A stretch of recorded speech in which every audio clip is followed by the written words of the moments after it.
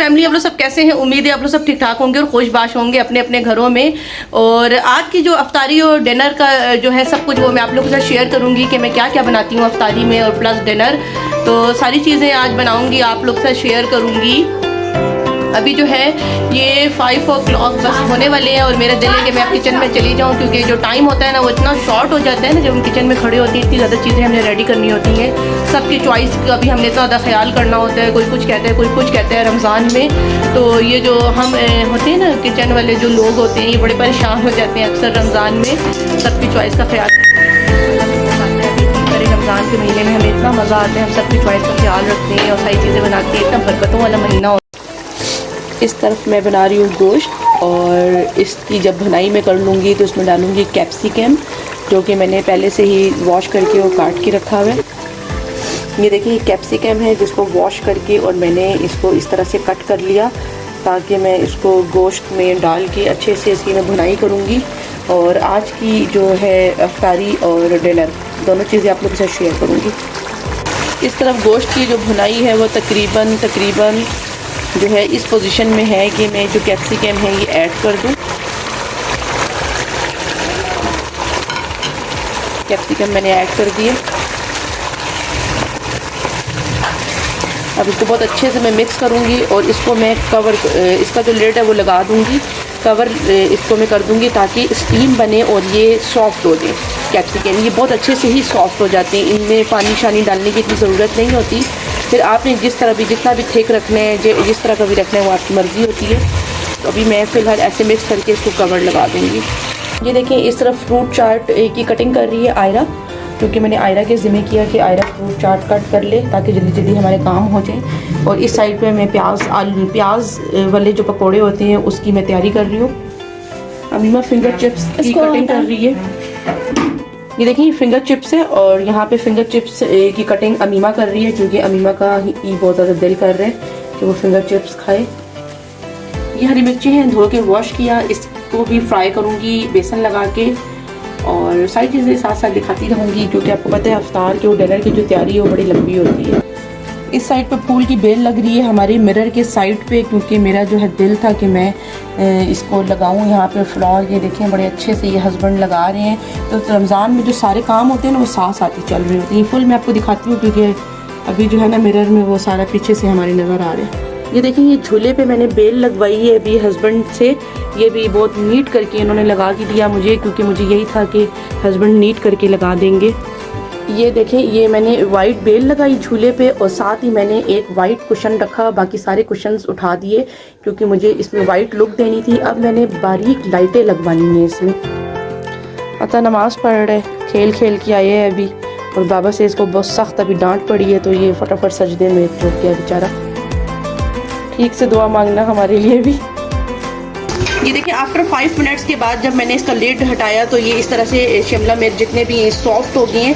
और अब इसको मैं बहुत अच्छे से इसी बीफ में गलने दूंगी। ये बिल्कुल बोनलेस बीफ है और ये बहुत ही टेस्टी बनता है, आप लोग लाजमी ट्राई कीजिएगा कैप्सिकम एंड गोश्त। ये देखिए जब मैंने गोश्त मंगवाया था माशाल्लाह ये इतना साफ़ सुथरा और इतना पिंक कलर था इस गोश्त का। और हम ऐसा ही गोश्त मंगवाते हैं हमेशा, हस्बैंड ऐसा ही लेके आते हैं। तो अभी मैं ऊपर लिंक दूंगी, आप लोग उस लिंक पे क्लिक करें और देखें जब मैंने बीफ के पैकेट्स बनाए थे और बीफ को डिटेल में मैंने दिखाया। मेरे अंगूठे में कट लग गया बहुत गहरा, और बाकी जो कटिंग का काम है ये अमीमा ने संभाल लिया कि मम्मा मैं आप कर देती हूँ बाकी कटिंग का काम, तो ये अमीमा कर रही है। और हस्बैंड पूछ रहे हैं बार बार आटा कितना दे दूँ। आटा इतना ही आप दे दें कि रात की रोटियां पक जाएं और सहरी में बन जाएं बस। शेफ तो है ना हमारे साथ। दिखाती हूँ अभी हस्बैंड की तरफ कैमरा करके आप लोगों को मैं, गैलरी से उनकी आवाज़ें आ रही हैं। ये देखें जी इसकी जो रंगत है ना वो इतने मज़े की है ना, आप लोगों को अगर रोज़ा रख के देखें तो भूख लग रही होगी यकीन, और अगर खाया पिया हुआ है तो नहीं लगेगी। बहुत टेस्टी बनता है। इसी तरह ड्राई फॉर्म में इसको मैं रखूँगी और इसको फाइनल एंड में लेमन का रस डालूँगी एंड गरम मसाला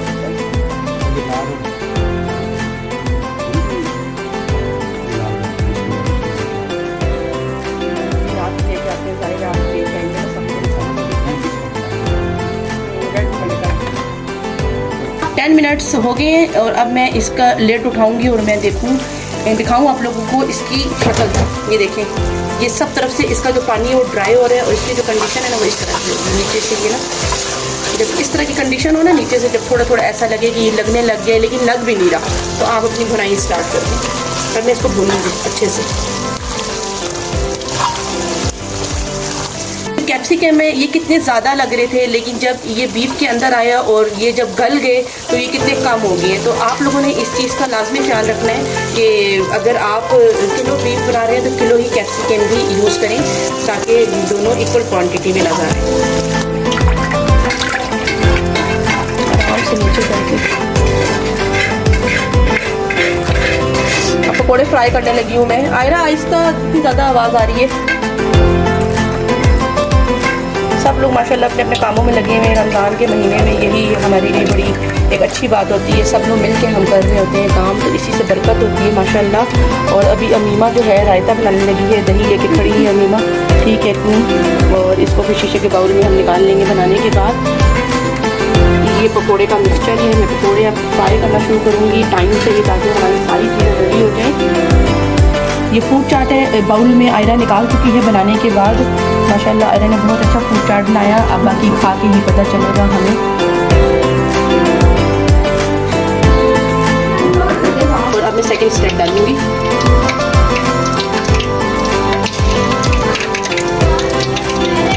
सेकंड स्टेप में पकौड़ों का डाल रही हूँ। और बड़ी कढ़ाई होने का यही फ़ायदा होता है कि हम जो है 2 स्टेप में ही फटाफट सारे पकौड़े फ्राई कर लेते हैं। तो बड़ी कढ़ाई रखा करें हमेशा, उससे ये फ़ायदा आपको होगा कि अगर आप छोटी फैमिली हैं तो एक स्टेप में सारे पकौड़े आपके फ्राई हो जाएंगे। और अगर बड़ी हैं तो, हम छोटी ही फैमिली हैं लेकिन मैंने ज़्यादा पकौड़े बनाए हैं क्योंकि मैंने अभी भेजने भी हैं। जो कुछ लोग हैं तो मेरे हाथ के पकौड़े बहुत पसंद करते हैं, मैंने अफ्तारी भेजनी है उनके घर। अच्छा जी, एक मैं आप लोगों को बड़ी अच्छी ट्रिक बताऊंगी पकोड़ों की, कि जब आप पकोड़े का ये इस तरह से स्टेप निकाला, आपने इस तरह से फ्राई किया, निकाला, निकालने के बाद आप कट कर दें इन सारे पकोड़ों को, दो इसके टुकड़े कर दें। उसके बाद दोबारा गर्म ऑयल में आप डालें और 2 से 3 मिनट्स और फ्राई करें, फिर निकालें। ये इतने क्रिस्पी और इतने टेस्टी होंगे। आपके घर में जो लोग बहुत ज़्यादा शौकीन है पकोड़े को, वो और ज़्यादा पसंद करेंगे पकोड़े, और उनको एक चेंज नज़र आएगा पकोड़ों में। तो ये लाजमी आप लोग क्या करें। अब देखें अमीमा ये कट कर रही है, 2 टुकड़े हमने किए और करने के बाद दोबारा हम डालेंगे। बिल्कुल मार्केट रेस्टोरेंट जैसे पकोड़े आपके बनेंगे। और अब मैं ये वाला स्टेप निकालूंगी। इसको भी जब थोड़ा ये ठंडा हो जाए कि हाथों में आ जाए तो इसके भी मैं कट करवा दूंगी और इसको दोबारा मैं सबको फ्राई करूंगी। कटे हुए मिक्स। ये देखिए इन पकोड़ों को जो हमने कट लगाया था दोबारा मैं गरम ऑयल में डालने लगी हूँ। बिस्मिल्लाहिर्रहमानिर्रहीम। ये देखिए दोबारा चला गया। इसको मैं 2 से 3 मिनट और फ्राई करूंगी इस तरह से। ये बहुत ही मज़े के इतने क्रिस्पी ये बनेंगे ना कि आपको एक 1 स्टेप का निकाला हुआ जो पकौड़ा होता है और जो इस तरह करके करेंगे, इतना चेंज आपको टेस्ट में नज़र आएगा। तो आप लोग भी लाजमी ये ट्रिक फॉलो कीजिएगा। तरफ दूध भी बॉयल हो चुका है और अब इस तरफ ये सालन तैयार है, दूध बॉयल हो गया। पकोड़े का ये सेकंड स्टेप चल रहा है, पकोड़े भी रेडी हैं। अब ये 2 इस तरह की फ्राई करने वाली रह गई, ये फ्राई करूँगी। और अब मैं बीच में असर की नमाज़ पढ़ूँगी। असर की नमाज़ के बाद मैं बाकी काम करूँगी। इस तरह सभी लोग कुछ ना कुछ कर रहे हैं, सभी लोग जो हैं कोई ना कोई काम कर रहे हैं। इस तरह बहुत ज़्यादा हमारी आसानी से टाइम पे काम हो जाता है और टेबल भी हम आराम से अपना डिकोर कर लेते हैं। आलू के पकोड़ों की बारी आ गई और मैं आलू के पकोड़े बना रही हूँ। और ये सिर्फ एक आलू की मैं बना रही हूँ क्योंकि हमारे घर में ना ये आता को बहुत पसंद है आलू के पकोड़े। मैं आता के लिए बना रही हूँ स्पेशली, और खुद मैं बिल्कुल भी नहीं खाती इसलिए कि ये जल्दी से वेट गेन कर देते। बहुत हुआ तो एक टेस्ट कर लूँगी। यहाँ पर दूसरा हट स्लो ही मत देखें।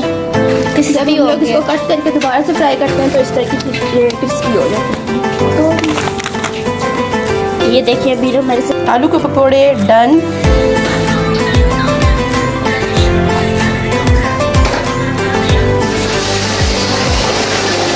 देखिए फ्रेंच फ्राइज की बारी आ गई है। कब से अम्मा वेट कर रही थी कि मम्मा आप इसी चीज़ें फ्राई कर रही हैं और मेरी फ्रेंच फ्राइज की बारी नहीं आ रही और इनकी बारी आ चुकी है। और अभी रोज़ा खुलने में हाफ आवर बाकी है जिसमें ये हम सब कुछ करके इंशाल्लाह फ्री हो जाएंगे। फिर हमें रोटियाँ खाने चाहिए।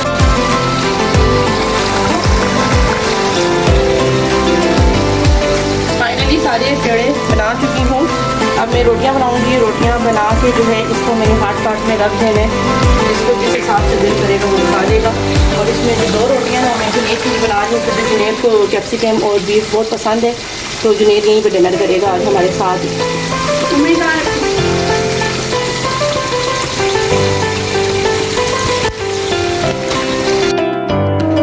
ये देखिए पीछे अजानों की आवाज़ आ रही होगी। फाइनली यहाँ अजान हो चुकी है और हम दुआ के लिए हाथ उठा चुके हैं। तो बस हम रोज़ा खोलती हैं।